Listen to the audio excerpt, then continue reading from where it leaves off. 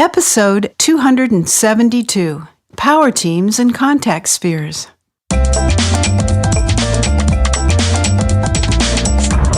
You're listening to the official BNI podcast with BNI founder and chairman, Dr. Ivan Misner.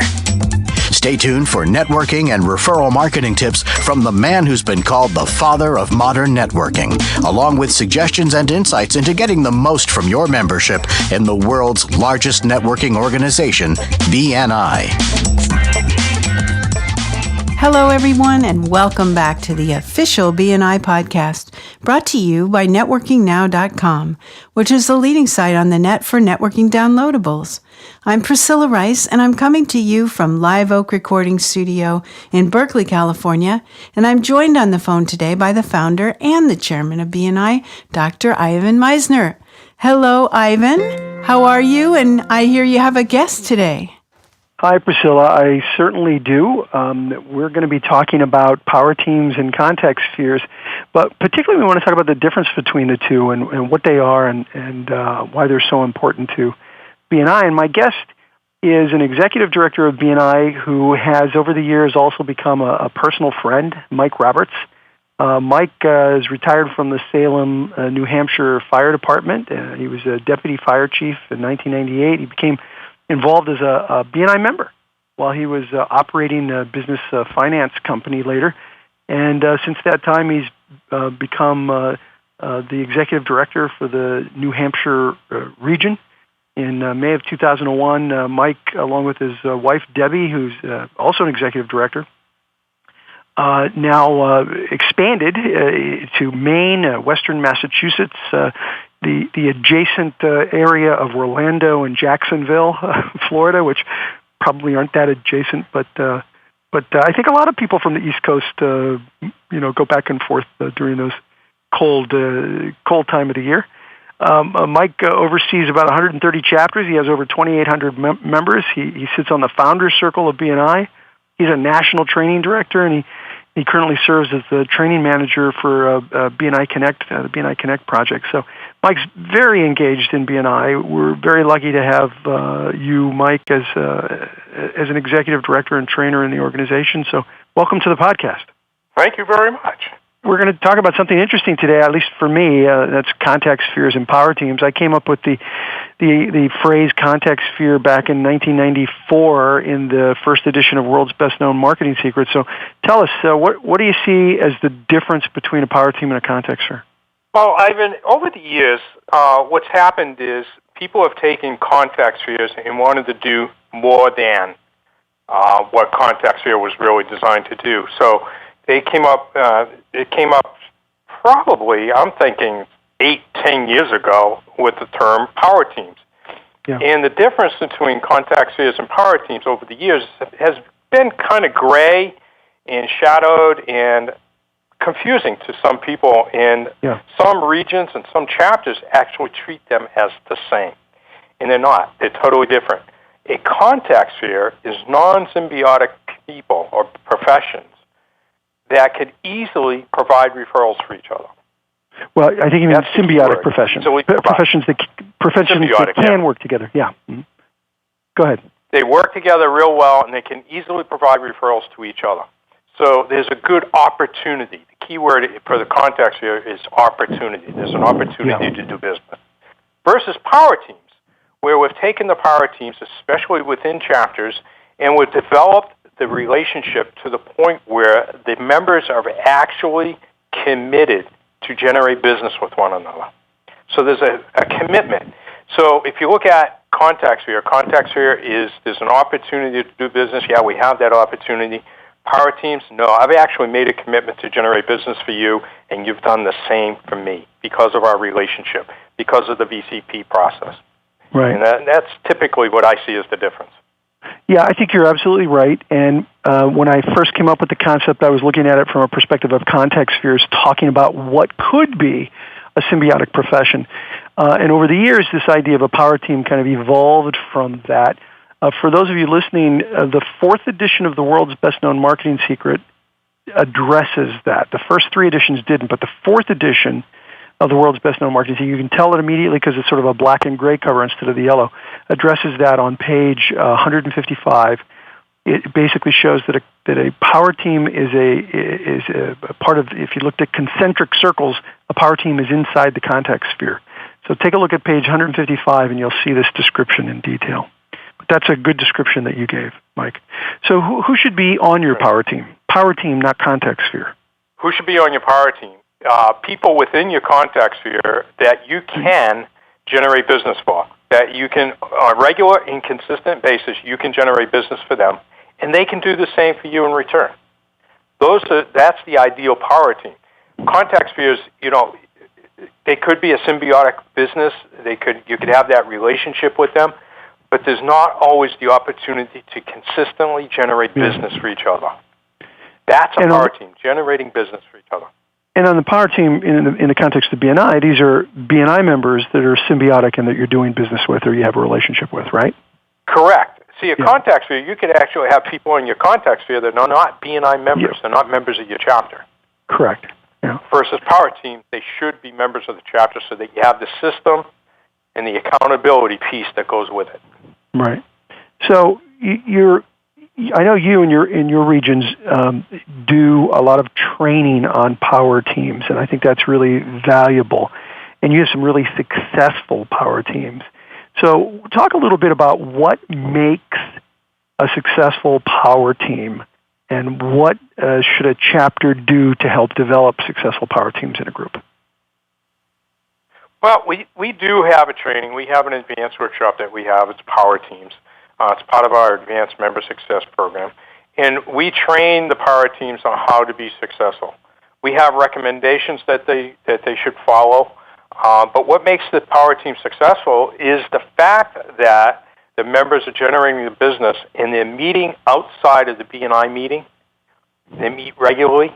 They look at, okay, who should we have on our power team that's not here right now so we can recruit for that individual. We're also looking at what kind of referrals are we receiving as individuals in this power team. Whether they're from BNI, they're outside of BNI, it doesn't really matter. We look at the referrals and we look at how can I incorporate the other members of my power team in there so that I can help generate business for them based on the referrals that I'm receiving.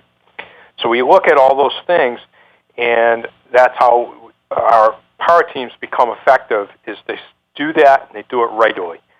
We, in our region, and I know some other regions are doing the same thing, we recommend that power teams meet weekly. I know that there's regions where they recommend that they meet not so much. Yeah. It doesn't really matter. I think the key is that they're meeting and they're doing the key things. Whether they meet weekly, bi-weekly, doesn't really matter that much. And what are some of the key things? Can you give some people some specifics on so, let's say it's a chapter that doesn't have much experience with this. What are 2 or 3 things that should happen at every meeting? Every meeting, you have a chairperson for the meeting. Whether that changes every meeting doesn't really matter either. As long as there's someone that's chairing the meeting, they call the meeting to order. They go around the room, what's a good referral for you, just like we do in BNI. And then they start looking at, okay, what referrals did I receive? How can we come up with a strategy of, if I received a referral, how do we as a team come up with the strategies that I can get as many people on the team involved in this referral? If I was a plumber and I received a referral for a new building, now we look at, okay, who's doing the heating? Who's doing the electrical work? Can I get these people involved in that early on, at least in the bid process? So they do that, and you'll find that they're actually generating more business as a power team. And what percentage of your chapters do you think are doing this well, and what kind of results are they getting? We have some chapters that are doing it very, very well. We have some chapters that only have one power team in the chapter that are doing it very well. We also have some that are doing the basics, but they're not generating the business. They're not taking that step, that forward step. But I would say percentage-wise, we probably have 10 to 20% of our chapters are using the power team process. Mm-hmm. It's fairly new. Anything in BNI takes 3 years to catch on, so it's starting to catch on. But the success that the chapters that are using it and using it well, or at least the people in the chapters that are using it well, has been incredible. I know of one chapter, in fact, you probably know him, Steve Labby, who has a power team in his chapter that is incredible. They're generating all kinds of business for each other to the point where it's over $1 million. Wow. And so really with the power teams, you're really talking about drilling down deeper in the relationships with the people that are symbiotic to you to generate even more referrals. Bottom line? Yeah? Absolutely. Absolutely. And have you seen, I know I have seen sometimes what some people might think of as competitive, potential competitive professions. For example, I know of a chapter that has multiple attorneys, and that they are all attending the power team meetings because the different attorneys have different specializations. And on a per capita basis, those attorneys end up generating more referrals for each other than any one other member in the group. Have you seen that kind of thing happen at all? I see that a lot. The other thing I see, too, which is really interesting, is the power teams, if they're a good, effective power team, actually generate more referrals for the rest of the chapter. Yeah. Because they're generating so much business for each other, they're finding more referrals for the other members of the chapter outside of the power team. That's a good point. When you have a good functioning power team, you'll see that they're passing more referrals outside of the power team than they're actually passing in the power team. That's a really good point. I hadn't thought about that before, but I think you're absolutely right. Hey, so before we went on, we talked about something really briefly, and that is I had a chapter who said to me that the power team concept was great and it really helped the chapter, but they'd been doing it so long that there was a sense of almost exclusiveness for those few members who weren't in a power team, or those people who were in a power team that, wasn't as strong as many of the other power teams in the group. They felt excluded. And have you seen that happen at all with any of your groups yet, where some are feeling like... we have. Yeah. And they gave me a suggestion that I think it's just a brilliant suggestion. This chapter said, one of the things that we did to try and make us feel more inclusive with our members rather than exclusive is that we started inviting one person to each meeting who's not in our power team as an observer. Basically, they could talk and ask questions, but they were mostly there to observe and to see what we're doing so that they could feel like they're part of our power team in a way rather than be excluded. You're not allowed to come. And he said it completely changed the attitude in the group. Now all the power teams in the group are inviting somebody to their meetings, and so you have this sort of cross-pollination. So members are feeling inclusive rather than exclusive, and they're learning from each other.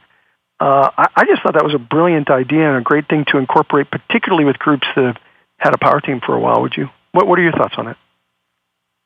I like it. I think it's brilliant to the point where I'm going to add that to my training for power teams. Yeah, great. I should do that. I think that's a brilliant idea. I think we're just about out of time. Is there any other key point that you'd like to share with BNI members about power teams and contact spheres? I think the key point is don't confuse the two.